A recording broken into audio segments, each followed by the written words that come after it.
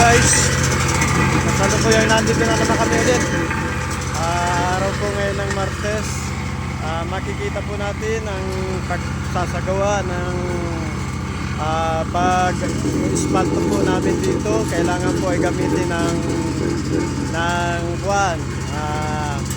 walk behind para po makompact po yung mga bato at madali natin at mamaya po ay bubuhusan natin ng asfalto. At sa ngayon po ay kami po ay aanin lang na gumagawa dito at kailangan po ay matapos namin dito para hindi naman mahirapan yung mga tao na